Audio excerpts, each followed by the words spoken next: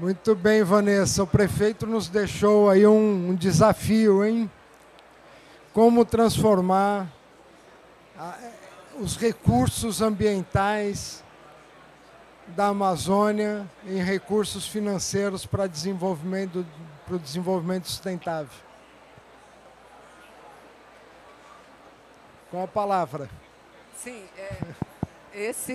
eu acho que esse é o nosso maior de todos os desafios, que quando a gente fala em desenvolvimento sustentável, nós estamos falando de como a gente utiliza a natureza, os produtos que a natureza nos oferece, com o menor impacto possível, não é?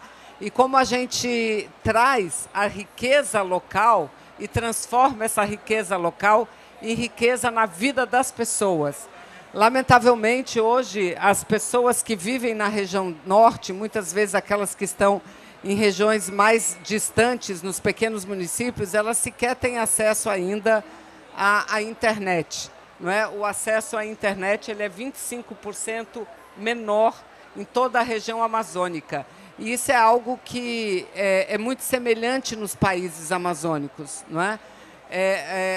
Os índices de desenvolvimento humano e econômico da região amazônica são índices bem inferiores aos índices das demais regiões de cada um dos países, não é? E como que a gente deve buscar a igualdade? A partir da destruição da floresta, da destruição dos recursos naturais? Não. É exatamente com a utilização desses recursos de forma sustentável para agregar valor aos produtos e agregar recursos para a região. O prefeito deu um exemplo aqui do novo aterro sanitário de Manaus. O novo aterro sanitário de Manaus, ele não apenas vai fazer o manejo dos resíduos que a cidade produz de forma correta, mas a partir dele gerar energia também. Nós já dispomos de tecnologia para isso, então deveria ser proibido você ter, a partir de já há algum tempo, você trabalhar com aterro sem que você utilize tudo o que ele pode proporcionar. Eu dou um outro exemplo. A gente vive na região e a maior fonte de proteína de quem vive na Amazônia vem da onde? Vem do pescado. Vem do pescado. E a gente utiliza e se alimenta do pescado de uma forma bastante sustentável. Porque no Brasil, pelo menos, a gente tem um programa que é exatamente o Seguro Defeso, para que a população que vive da pesca, não só para sua sobrevivência, mas para ganho também, possa viver disso durante muito tempo e de forma sustentável. Mas o que a gente utiliza do pescado? A parte do que a gente consome como alimentação. E o resto não poderia gerar também energia? Não poderia gerar outros tipos de produto? O pirarucu. O pirarucu é o exemplo disso. O pirarucu ele nunca chegou a entrar na lista de peixes em extinção, mas ele já teve a sua população um bocado ameaçada.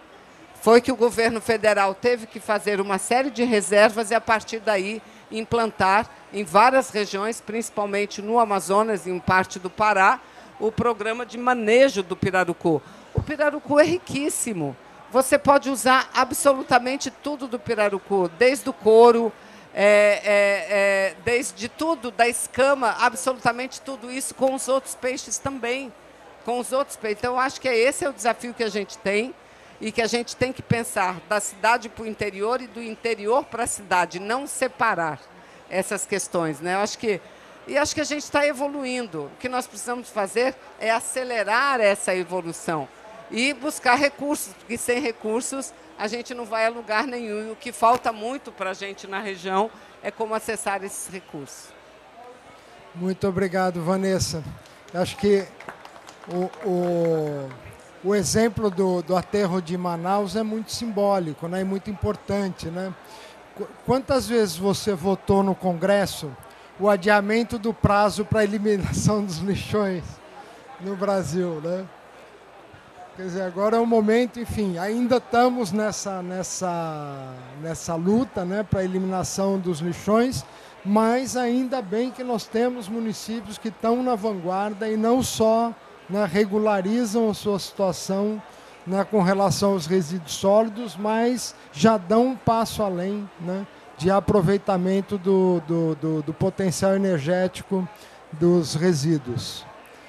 Então, com isso, eu passo também para o Cláudio Pucci. Ele já nos deu aqui, nos trouxe muitas contribuições, né, sobre ações que podem ser adotadas pelos municípios, pelo poder público de uma maneira geral, né, para financiar o desenvolvimento sustentável das cidades amazônicas. Então, enfim, esse é o momento aqui para você deixar uma última mensagem para o pessoal. Obrigado.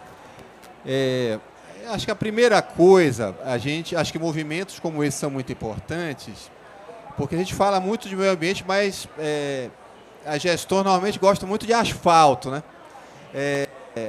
De uma infraestrutura que é muito tradicional, né? Na própria preparação para a COP, por exemplo, né? O Parque Ambiental de Belém foi cortado no meio, né? Uma luta que eu estava lá contra isso. Tinha alternativa, não precisava fazer isso, tinha inclusive alternativa de escoamento. Cortaram o parque com floresta primária no meio, entendeu? Então, a primeira coisa é força da sociedade civil para a gente fazer diferente na prática, sem ser discurso, na prática. Tá? Segundo lugar, eu acho que tem que ter um compromisso distinto da União. O Estado Nacional, ele é muito poderoso. Vejo Belém, antes e depois da COP, gente, essa cidade passou por uma transformação e foi basicamente um esforço, em grande medida, por Itaipu, uma empresa, tá? Itaipu fez muita diferença aqui em Belém, né? Sei lá, 3 bilhões de reais, mais outros recursos de financiamento e tudo mais. Então, o Estado brasileiro pode. Só que o Estado brasileiro tem gastado muito recursos na Amazônia,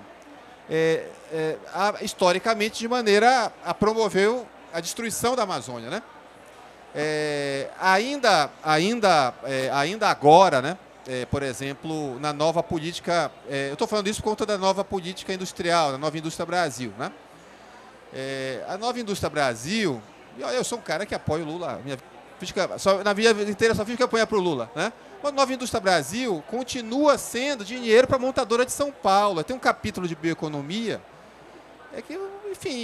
que é meio que para inglês ver, nós não temos iniciativa. Não sei se você conhece Manaus, alguma iniciativa de bioeconomia fomentada pela Nova Indústria Brasil. Se você conheceu, eu me calo, né? Aqui no Pará não conheço nenhuma. Tipo assim, uma grande iniciativa como o Grande Carajás, como foi Tucuruí, como foi a construção da Transamazônica, que foi recurso público brasileiro, uma iniciativa desse tamanho, porque o Estado brasileiro pode, já fez, para nós fazermos uma revolução industrial verde na Amazônia. Para pegarmos a cadeia do pirarucu, de todos os fitoterápicos, das frutas e tudo mais, e exportarmos para a África, por exemplo, exportarmos para os Estados Unidos, ou resolvermos problemas de integração. Tá? Então, eu estou falando, ponto 1, do discurso da prática, do ponto 2, da prática orçamentária, né? Como é que a gente faz isso na prática, né? E do ponto 3, eu não sou muito animado com o mecanismo de mercado, de soluções de mercado para resolver o problema ambiental, porque acho que o mercado criou o problema ambiental, não acho que o mercado vá se autorreformar. Mas, eventualmente, aqui e acolá, né, de repente, né, pinta algum dinheirinho para algum município, coitado, amazônico, nós aqui. O crédito de carbono ainda não foi regulamentado para plataformas municipais. Né? Isso está pendendo regulação, lei brasileira, está pendendo regulamentação internacional. Aí você me pergunta, por que uma empresa compraria crédito de carbono? Por força da lei. Né? Tem que ser forçada para tal. Empresa que emite acima tem que comprar crédito, empresa que emite abaixo pode vender crédito. E nós temos muitas áreas preservadas e áreas onde vive gente, tá? Essas áreas, elas podem ser uma fonte adicional de recurso, eu concordo, né? Mas ainda não foi regulamentado. Eu acho importante a iniciativa de Manaus para que a gente possa testar o que é que dá certo, o que é que dá errado. Nós tivemos uma reforma tributária, a FNP teve um papel fundamental, quando o Daniel, queria agradecer a ele o convite. A FNP teve um papel heróico na reforma tributária, que na reforma tributária iam entubar as prefeituras, iam concentrar toda a receita na União e nos estados. Se não fosse a FNP e o movimento municipalista, como o ABM, como a Confederação Nacional de Municípios, nós não teríamos tido os avanços que preservaram a autonomia municipal para garantir tributação. E aí, com alguma tributação, você pode desenvolver iniciativas locais de desenvolvimento da economia local. Aqui a gente tem o Distrito de Inovação e Bioeconomia, tem um polo, tenho certeza que em Manaus. A gente pode ter várias iniciativas que sejam articuladas, mas dirigidas pelo município, de revitalização econômica baseada numa pegada climática. Eu acredito muito nisso e acho que é viável, tá? Obrigado. Ok, obrigado, Cláudio. E agora foi o Cláudio que deixou outro desafio para você, Gabriela. Como é que a ciência pode nos trazer aí enfim, uma solução e um caminho para o desenvolvimento sustentável através da bioeconomia, através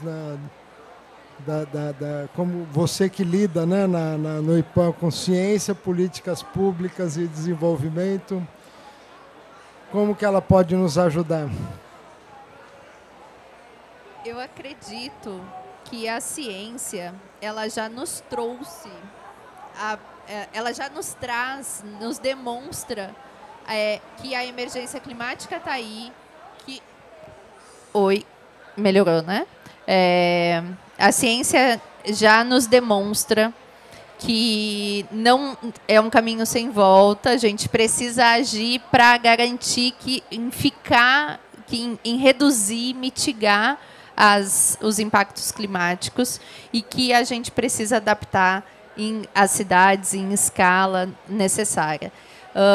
Eu acho que o que a ciência nos mostra é que a política pública precisa ser inovadora, engajadora, né? A gente precisa, especialmente na Amazônia, mudar a consciência dos nossos gestores, porque a maior parte dos nossos gestores, infelizmente, nos municípios, não é o caso de Manaus, que é a única cidade que está acima da média do Brasil no índice de desenvolvimento sustentável, ou não é o caso aqui de Belém, onde a gente está recebendo toda a COP. Eu acredito que isso vai ser transformador, espero que isso seja transformador para a sociedade de Belém, belemense. Mas a gente precisa mudar a chave dos nossos gestores e da nossa sociedade para deixar de entender que a natureza, que a conservação é um problema e é um empecilho para o desenvolvimento econômico, e entender que a natureza é essencial para o desenvolvimento socioeconômico da sociedade amazônica. A gente precisa trabalhar políticas públicas inovadoras, respondendo a isso, trazer instrumentos. A gente precisa da cooperação internacional para apoiar a estruturação desses instrumentos, né, Vanessa? Porque a gente sabe que o mercado, Putin, não resolve o problema que ele mesmo criou, mas ele pode ser uma parte da solução investindo na agenda subnacional. Só que a gente precisa ter estrutura, capacidades, infraestrutura na agenda, no nível subnacional, para que as prefeituras e os estados possam captar esses recursos. E o mais importante que a captação é gerir esses recursos de maneira adequada. Então, volto a falar de que a solução é a gente ter uma governança fortalecida na agenda climática, na agenda ambiental, conectada com o desenvolvimento socioeconômico das cidades. E aí a gente vai ter essa chave mudada e vai transformar a realidade, né? Então, acho que isso é uma semente que vem da COP, né, e que vai deixar esse legado, e a gente precisa assumir esse legado e desenvolver, a partir dele, as soluções nas cidades amazônicas. Ok, uhul! Queria agradecer muito a colaboração de vocês para esse painel. Me desculpar com a plateia, nós não vamos poder abrir para perguntas, vocês não estão vendo, mas aqui tem uma luz piscando assim, time's up, time's up. Então, nós não vamos poder abrir para perguntas, mas queria agradecer a presença de todos vocês e desejar para todos uma boa COP, com ideias inspiradoras, com muito conhecimento, informação, que está aí esperando vocês em cada uma dos debates aqui que estão sendo promovidos. Obrigado, gente. Obrigado para vocês.